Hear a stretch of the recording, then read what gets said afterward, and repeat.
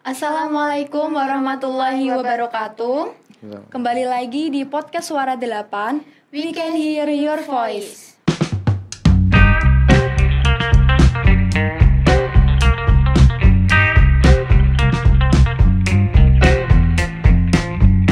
We can hear your voice. Oke, pagi hari ini kita tidak hanya berdua tapi ada narasumber. Boleh untuk memperkenalkan diri? Ya, halo semuanya. Perkenalkan, nama aku Aditya Dermawan. Biasa dipanggil Adit. Saya marketing communication dari Gmedia. Oke. Saya juga ingin memperkenalkan diri sendiri. Nama saya Alia dan teman saya Rita. Di sini kita dari segmen Ngabari, ngobrol bareng Iduka. Nah, di sini saya ingin bertanya, apa sih program-program Gmedia dengan sekolah? Oke. Kalau Gmedia itu kan salah satu perusahaan internet ya. Yang dimana sekarang internet itu sudah menjadi kebutuhan primer. Dari kemarin kita ada pandemi sampai sekarang kita udah mulai fight. Jadi Gmedia ini tidak hanya untuk fokus ke internet saja, tapi kita juga ingin memberikan experience yang lebih untuk sekolah-sekolah, salah satunya SMK 8 ini. Nah, dari kita itu biasanya mengadakan Gmedia Goes to School, yang dimana kita membuat event kolaborasi sesuai dengan tagline kalian ya, idola ya. Inovatif, disiplin, dan kolaborasi. Jadi kita berkolaborasi untuk bisa membuat satu event yang oke, yang juga impactful juga ke masyarakat dan juga terutama ke siswa-siswi SMK. Jadi kita punya Goes to School yang kita itu ngadainnya setiap 1 bulan sekali. Itu kayak mini seminar. Karena kemarin kita pandemi, kita bikinnya online, tapi biasanya offline. Jadi kita kumpulin kayak di aula gitu. Nanti pembicaraan nanti ada dari kita dengan tema-tema yang sudah kita obrolin juga sama pihak sekolah. Jadi kita punya banyak list tema yang mungkin bisa menjadi nambah edukasi untuk siswa-siswi yang mungkin belum dapat kayak gitu. Habis itu yaudah kita running setiap sebulan sekali. Terus yang kedua kita juga ada kolaborasi untuk magang. Jadi ini anak-anak teman-teman SMK 8 itu kan pasti magang hunter banget ya. Nah, jadi kita juga sangat-sangat open juga untuk magang. Nanti detail-detail magangnya itu biasanya kita upload di sosial media kita. Jadi buat teman-teman nanti kalau misalkan berminat magang, dan posisinya juga banyak. Jadi dari multimedia ada, dari teknis RPL gitu juga ada, habis itu dari pekerja sosial ya, ada yang pekerja sosial juga. Itu nanti mungkin coming soon akan ada juga. Jadi emang kita sangat bisa membuka peluang lah untuk teman-teman SMK ini supaya bisa mempraktekkan langsung di dunia kerja bagaimana teori-teori dan praktek-praktek yang didapatkan di sekolah. Dan nanti kalau waktu terjun di dunia kerja itu kan seperti apa kita nggak tahu. Kalian biasa ketemu teman, habis itu nanti di dunia kerja ketemu sama orang-orang baru, orang-orang yang mungkin bisa lebih tua, bisa ada jabatan yang lebih kayak gitu. Kalian harus berperilaku seperti apa gitu, diterapkan di sana semuanya. Habis itu kita juga kolaborasi untuk dari staff-staff kita itu bisa menjadi guru tamu. Jadi kalau misalkan nanti SMK 8 pingin ada pembelajaran lebih atau guru tamu dari kita, itu bisa sesuai dengan tema dan jurusan masing-masing. Jadi kalau misalkan pingin multimedia, ya ada nanti dari multimedia yang emang expert di bidangnya. Kalau RPL, nanti ya dari RPL kita kasih yang emang expert di bidangnya. Jadi harapannya adalah kalau misalkan teman-teman SMK itu sorry tuh saya kan ketemu guru itu aja nih. Nah, kok seneng banget kelihatannya. Iyanya keras banget ya. Jadi kan kita coba memberikan suasana baru dengan impact yang lebih oke. Jadi kalian bisa lebih membuka wawasan kalian, walaupun yang udah diajarin di sekolah itu bagus. Kurikulumnya itu emang udah dibikin sedemikian rupa supaya kalian bisa bertumbuh dan berkembang. Cuma nanti kita bisa tambahin hal yang baru lagi. Karena di perusahaan Gmedia ini, di perusahaanku itu sangat-sangat peka terhadap pergerakan dunia. Misalkan update-update teknologi itu nggak mungkin stagnan setahun 2 tahun. Contoh aja HP setiap tahun misalkan produk Apple keluar setiap tahun ada baru. Terus Android yang lain Samsung setiap tahun pasti keluar ada baru. Nah kita juga harus mengikuti perkembangan zaman itu. Yang dimana pengetahuan yang kita dapatkan di sini selalu diperbarui. Nah kita nggak pingin kita doang nih yang full ilmu gitu. Kita juga pingin teman-teman ini harapan bangsa nanti ke depannya juga mendapatkan ilmu-ilmu yang terupdate. Makanya kita bersedia untuk membantu teman-teman SMK sekolah untuk kita sharing lah istilahnya ya, sharing ya. Jadi kayak kita memberikan ilmu-ilmu yang kita dapatkan yang baru untuk teman-teman supaya bisa nanti berkarya. Kurang lebih itu sih ada 3 sih kalau untuk SMK ya, untuk sekolah ya gitu. Oke, kalau boleh tahu masnya di perusahaan Gmedia udah berapa tahun? Saya ini jalan 4 tahun. Dari 2018 ya berarti ya. Jalan 4 tahun ini. Masnya lulusan dari sekolah apa? Sekolah dulu SMA-nya IPS. Saya ilmu pengetahuan sosial ya. Karena mukanya muka-muka IPS banget. Bukan muka-muka saintek ya. Terus kuliahnya jurusan ilmu komunikasi. Penjurusannya aku di broadcasting. Jadi di kuliahku dulu ada penjurusannya. Kayak gitu sih. Kalau boleh tahu kuliah di mana sebelumnya? Kalau saya kuliah dulu di UDINUS, Universitas Dianuswantoro gitu. Di daerah? Itu di daerah Pemuda, Tugu Muda. Oh, di Tugu Muda ya. Kalau boleh tahu kayaknya ini masnya muka-mukanya kayak kelihatan nggak orang Semarang. Sebenarnya masnya itu daerah mana ya? Kalau dibilang sih kalau asli mana, saya lahir itu di Pekalongan malah. Jadi dari kelas 1 dari lahir sampai kelas 6 SD itu saya di Pekalongan. Habis itu baru SMP sampai sekarang baru pindah Semarang, seperti itu. Kalau boleh tahu apakah ada pengabdian masyarakat di dalam perusahaan Gmedia? Oh, itu udah pasti ada. Kalau kita itu nyebutnya CSR. Jadi di mana kita itu ada emang bakti sosial, habis itu kita ke panti-panti asuhan. Terakhir kita sebelum pandemi itu ngajak beberapa panti asuhan, ada 3 kalau nggak salah, yang total pokoknya semuanya ada 100. Itu tuh kita ajak jalan-jalan ke Saloka. Jadi itu adalah komitmen kita sih, karena di setiap segala hal yang kita capai, kita achieve, itu nggak lepas dari emang kuasa yang di atas. Jadi kita dapat rezeki, saya dapat rezeki, juga perusahaan dapat rezeki. Kita juga jangan mengabaikan orang-orang yang emang butuh kita gitu ya, butuh kita dalam artian tertentu. Jadi emang kita sangat-sangat komit untuk melakukan pengabdian masyarakat atau CSR itu, dan itu berkala. Setiap bulan pun sebenarnya ada. Even itu kita cuman kasih sembako setiap hari Jumat berkah, yang simpel-simpel kayak gitu. Jadi emang dari perusahaan kita sih, walaupun kita udah bekerja keras, udah dapat profit banyak, dan juga kita sudah achieve sana sini, tapi kita tidak menghiraukan teman-teman kita yang emang harus kita bantu sih, kayak gitu. Masnya itu kenapa memilih bekerja di Gmedia? Apakah seru? Ya. Jadi jujur kalau saya sih kerja di Gmedia itu nggak milih sih. Nggak milih karena emang basically aku suka public speaking. Dan dulu sebelum kerja di Gmedia kan aku penyiar radio 5 tahun. Udah 5 tahun yang dimana ketemu banyak orang. Karena kan sering kolaborasi juga dan sering talk show juga. Habis itu ada satu momen dimana dari atasanku itu talk show di radioku. Dan kita ketemu, kita ngobrol lah di sana. Ternyata kita punya satu kecocokan untuk di urusan pekerjaan. Nah, mulai dari situ aku ditawarin untuk masuk ke Gmedia. Yang dimana opportunity itu kita dapatkan kalau misalkan kita nanamnya dari awal. Jadi kalau misalkan kita tidak humble, kita tidak tidak ramah ke orang, mungkin opportunity itu akan ketutup. Nah, dari situ aku memutuskan untuk coba masuk ke Gmedia. Di Gmedia kan aku di marketing communication. Itu adalah divisinya. Cuman di job desk utamanya aku sebagai content writer.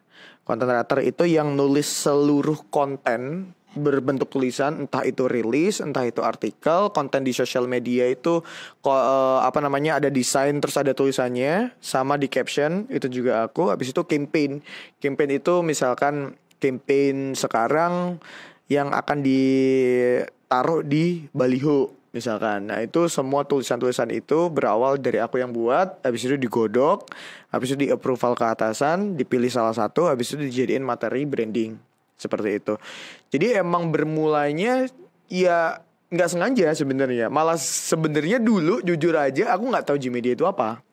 Karena waktu itu aku masih kuliah, semester aku itu siaran itu dari SMA ding malan. Dari SMA kelas 3 itu sampai lulus kuliah. Habis lulus kuliah 4 tahun, habis itu udah langsung kerja di Gmedia. Sekarang udah menuju 4 tahun kayak gitu sih. Ya kalau dibilang suka, ya suka, duka ya banyak. Karena pekerjaan itu tidak melulu hanya suka duka, sebenarnya itu ada abu-abunya. Nanti kalian kalau misalkan magang, itu kalian bakal ngerasain gimana rasanya. Jadi kalian kelas berapa tuh? Kelas 10. Kelas 10. Wah, masih lama ya. Oke, enggak apa-apa. Gitu sih. Jadi di perusahaan Gmedia itu apakah bisa seperti kita kan jurusan pekerjaan sosial, bisa kita kira-kira itu masuk ke perusahaan Gmedia? Oke, gini. Jadi banyak, aku nggak tahu sih ini bener atau enggak, kita sama-sama koreksi kalau misalkan aku salah ya, buat teman-teman yang nonton di rumah atau yang dengerin ini. Kalau misalkan aku salah bisa dikoreksi aja. Jadi sekarang itu flow-nya adalah ya jurusan itu emang penting karena itu adalah dasar teori kalian. Kayak misalkan aku kan S1 kok ilmu komunikasi, udah pasti belajarnya tentang komunikasi verbal, non verbal, habis itu bla bla bla semuanya gitu kan. Ya nyantol cuman satu gitu kan dari sekian banyak. Nah, untuk urusan pekerjaan itu tuh menurut aku itu pentingnya adalah soft skill tambahan. Jadi kalau misalkan teman-teman pekerja sosial, kalian emang punya kemampuan untuk nge-treatment orang-orang, manula misalkan contoh kan kalian harus punya komunikasi yang sangat-sangat bisa rinci kepada manula atau kepada teman-teman yang emang kalian treatment kan. Nah itu menjadi salah satu hal nilai plus untuk kalian. Berarti kalian mau nggak mau cari tahu tentang komunikasi. Komunikasi itu banyak macamnya. Kamu komunikasi ke atasan, ke manula, ke temen itu akan beda. Nah itu seni, makanya komunikasi itu kenapa dibilang seni itu karena di situ tidak semua orang bisa melakukan, tapi secara tidak langsung setiap hari kita melakukan. Nah pekerja sosial apakah bisa masuk ke perusahaan? Bisa aja, tapi diimbangi dengan soft skill yang kalian punya.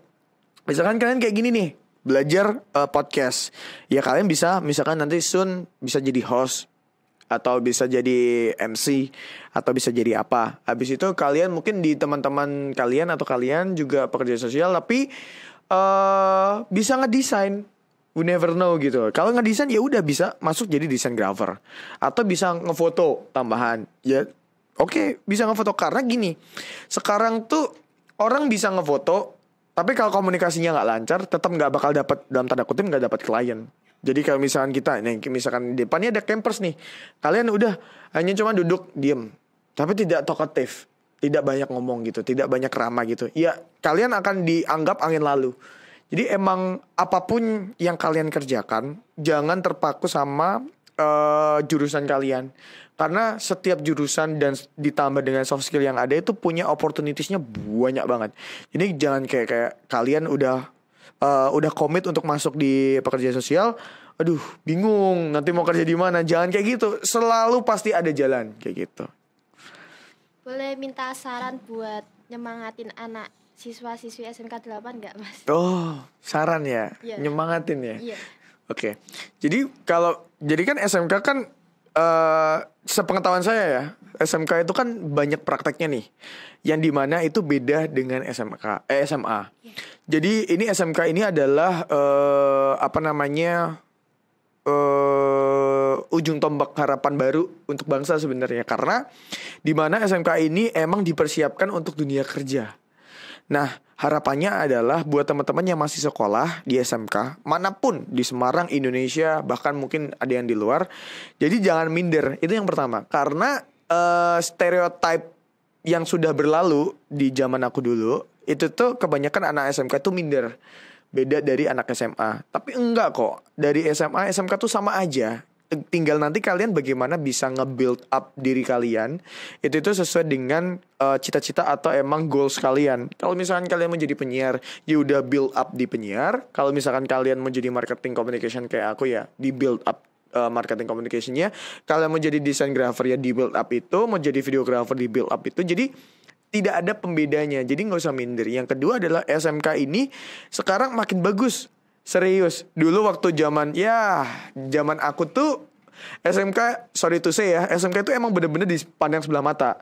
Tapi sekarang aku lihat perkembangan SMK terutama di Semarang, dan lihat apalagi SMK 8 punya studio podcast yang kayak gini, itu kayak aku amazed banget. Dulu zaman aku SMA pun itu nggak ada studio podcast kayak gini segede gini dan kedinginan kalian contohnya. Nah jadi jangan minder terhadap stereotip lama SMK, SMA gitu. Jangan kebagi, karena kalian itu bener-bener terpilih masuk SMK. Sekarang juga susah kali, nilainya harus bagus, ini harus tes sana sini, bener nggak? Kalian masuk SMK 8 gitu kan. Nah itu tuh karena SMK standarisasinya sekarang udah tinggi, udah bagus. Jadi jangan minder dan kejar apa aja yang kalian inginkan.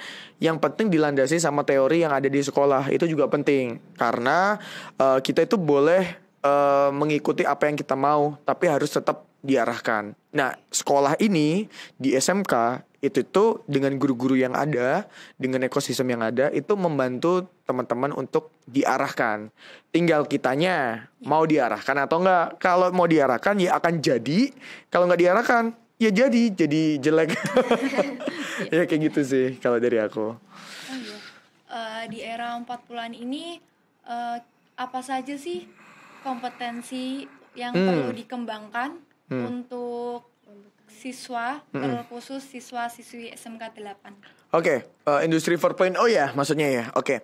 Jadi soft skill yang paling penting yang pertama adalah communication. Itu udah pasti, karena communication itu penjembatan semuanya. Yang kedua adalah critical thinking. Critical thinking itu dimana teman-teman itu bisa berpikir kritis dalam segala hal. Karena menjadi orang yang mempunyai critical thinking yang oke, itu sulit. Karena kamu harus memutuskan sesuatu di jejak rekan waktu yang sedikit, dan kalian harus menanggung resikonya jika itu gagal. Nah itu sulit banget. Jadi kalau misalkan di SMK ada OSIS MPK gitu, atau ada apa organisasi apa, ikut aja. Karena itu benar-benar mengasah critical thinking kalian. Dan itu penting banget buat industri 4.0. Terus yang ketiga adalah time management. Time management. Jadi sekarang itu tuh kita harus bisa multitasking. Kamu nggak bisa fokus ke satu kerjaan. Ya sebenarnya gini, ini masih jadi perdebatan sih. Tinggal nanti kamu tim yang mana, kayak bubur diaduk atau tidak diaduk. Itu menjadi perdebatan yang sangat tidak ada hentinya. Jadi di luaran sana itu ada statement kamu itu lebih.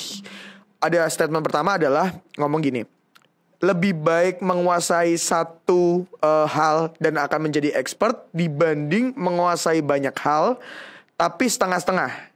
Jadi kamu misalkan suka videographer, ya kamu mantengin terus videographer. Tapi kamu nggak bisa komputer, nggak bisa misalkan nggak bisa main musik, nggak bisa olahraga. Tapi kalau di videographer kamu expert banget. Ada yang bilang kayak gitu, itu nggak masalah. Tapi di lain sisi ada yang bilang sebaliknya. Kamu itu di dunia kerja sekarang itu harus multitasking. Kamu bisa videographer, ya udah. Kamu bisa fotografer, ya oke. Kamu bisa content writer, ya oke gitu. Karena demand perusahaan sekarang kebanyakan adalah yang multitasking. Tapi kalau misalkan kalian nanti mau bekerja sebagai freelancer, jangan salah, freelancer sekarang itu banyak yang kaya raya loh. Cuman kerja di rumah, tapi paketan dari toko hijau sama toko orange banyak banget, dikira ngepet gitu kan. Banyak tuyul gitu-gitu kan. Itu tuh banyak. Jadi kalian nanti bisa nge-split up dari sekarang. Kalian mau kerja di dunia industri langsung, atau kalian ingin bekerja sendiri sebagai freelancer. Karena itu dua hal yang berbeda. Kalau di industri demand-nya adalah kalian harus bisa multitasking. Jadi kalian harus bisa banyak hal, tidak hanya komunikasi aja, tapi kalian bisa harus critical thinking-nya masuk, komunikasinya masuk, habis itu ini lagi dicomot salah satu. Tapi kalau misalkan kamu menjadi freelancer, ya kalian cukup jadi videographer aja atau fotografer. Nanti cari di website di luar sana yang emang membutuhkan jasa freelancer. Terutama desain grafer sekarang itu banyak yang kaya raya karena di industri 4.0 ini itu opportunity pekerjaan dari luar negeri itu makin banyak. Ada salah satu temanku, dia di rumah kerjanya nggak ada jam kayak aku kan, dari jam 8 sampai jam 5. Nggak ada kayak gitu. Dia bangun sebebasnya, ngerjain sebebasnya. Tapi sebulan income bisa 2 digit karena gambar di rumah. Dan minusnya, ya bukan minus sih, mungkin kekurangannya dia adalah dia ansos.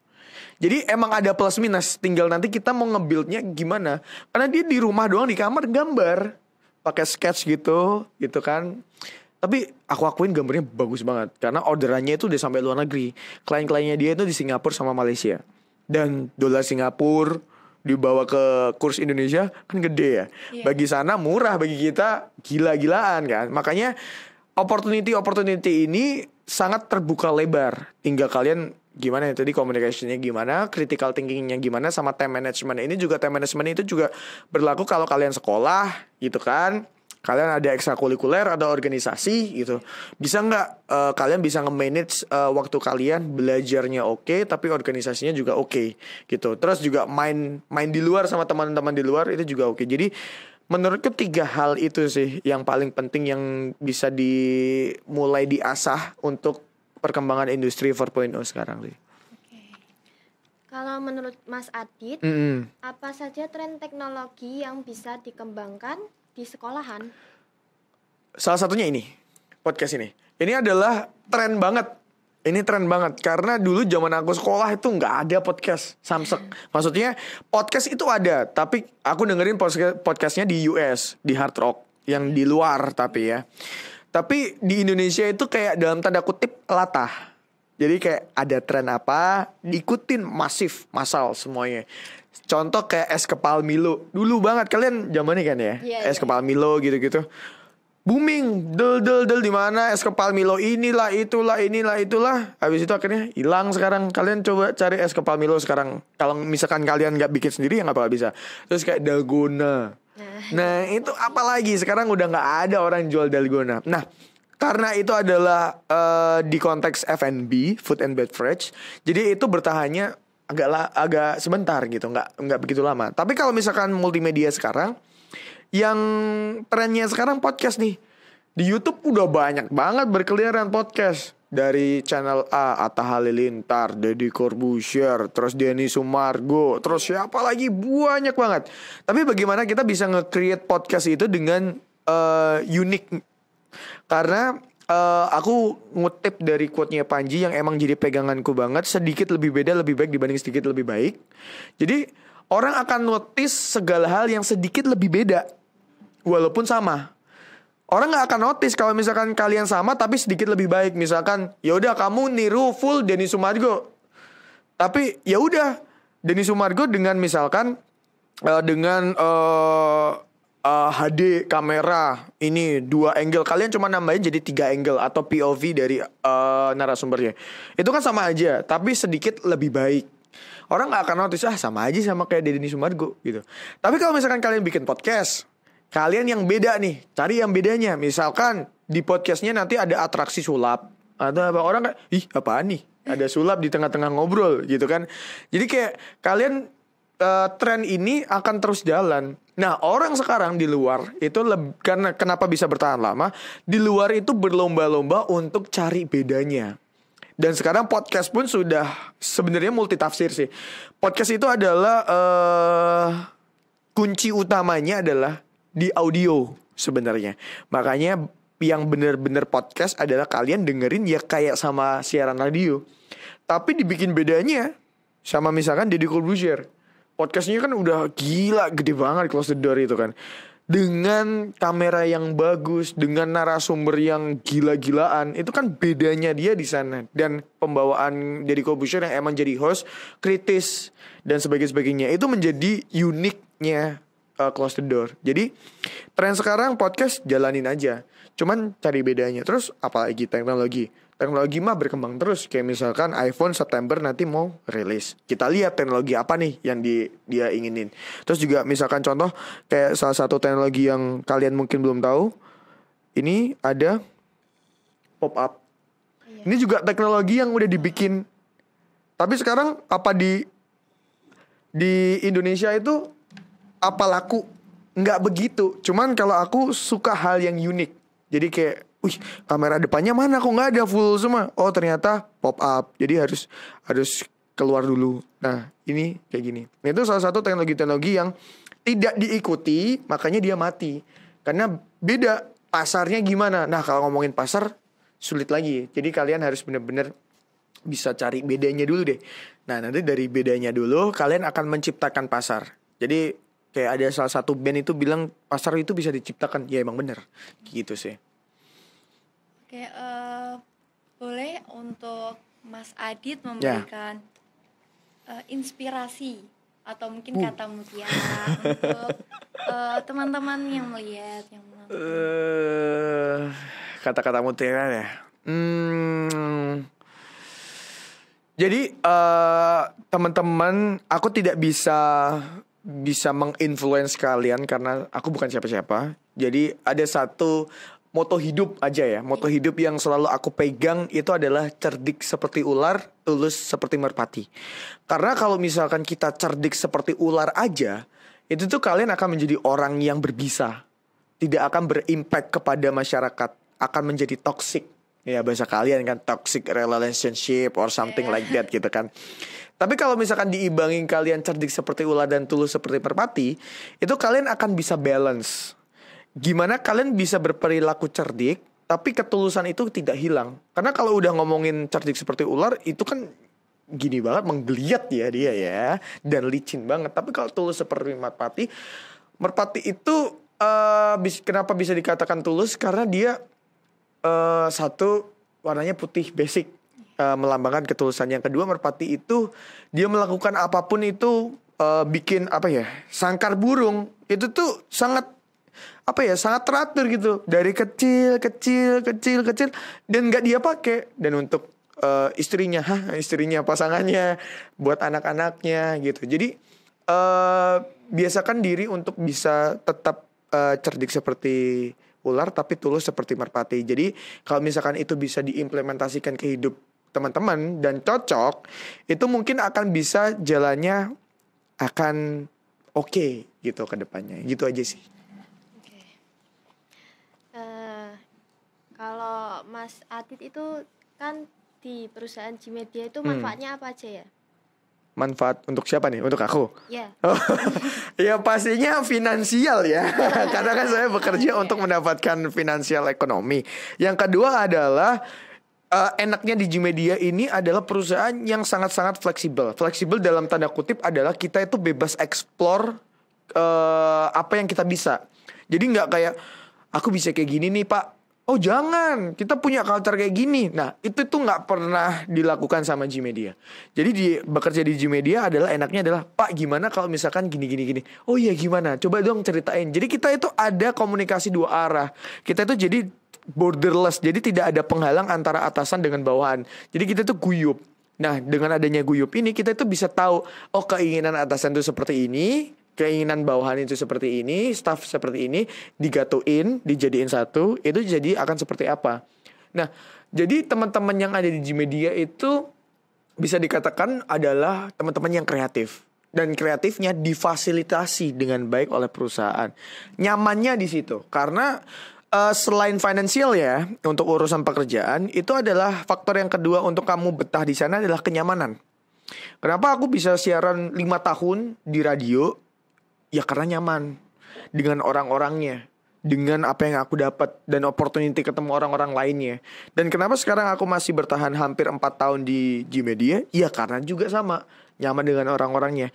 Ya kita nggak bisa munafik sih, emang kita itu butuh finansial untuk kita bertahan hidup. Tapi kalau misalkan kita bisa dapat balance 50-50, finansialnya oke, 50, kenyamanannya oke, 50, why not?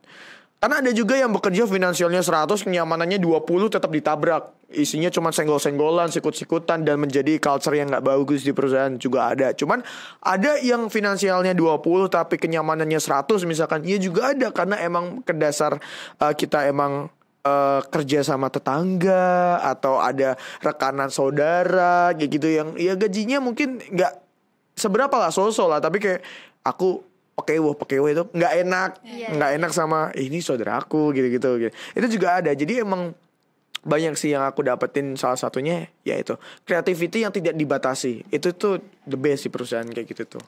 Paling oke. Gitu. Oke. Sebelum menutup obrolan ini, Oh, udah mau ditutup ya? Iya. Oh ya. Okay. Kita akan salam idola dulu. Oh, salam idola. Tahu salam idola apa? Apa tuh? Salam idola itu idola, inovatif, Oh, inovatif. ya, Disiplin. kolaboratif. Ya. Oke. Idolanya gimana gini? Iya. Oh gini. Oke. Boleh dong dilakuin bareng-bareng ya. Oh, boleh. Ya, 1, 2, 3. Salam idola. Gimana? Ulang. Biar kita kompak nih. Harus ada salamnya dulu nggak? Ya. Salam idola. Gini. Salam idola. Oh, salam idola udah gini. Iya. Berarti oke, siap. Yuk, dihitung. 1, 2, 3. Salam idola, inovatif, disiplin, disiplin, dan kolaboratif. kolaboratif. Keren. Itu tagline-nya ini ya, SMK 8 ya. Bagus. Oke, pagi hari ini terima kasih sebelumnya Mas Adit sudah berkenan datang di podcast Suara 8. Sama-sama. Ya. Iya betul kan? Iya. Terima kasih atas inspirasi yang sudah diberikan dan moto hidup terutama ya. Yang sangat bermanfaat motonya. Ya, semoga ya. Iya. Mungkin sebelum mengakhiri ada pesan-pesan penting gitu buat Mas. Jangan bolos, udah gitu aja. Oh iya. Jangan bolos ya. Udah, jangan bolos, udah itu aja. Baik, sekian obrolan dari kami. Wassalamualaikum warahmatullahi wabarakatuh. Waalaikumsalam warahmatullahi wabarakatuh.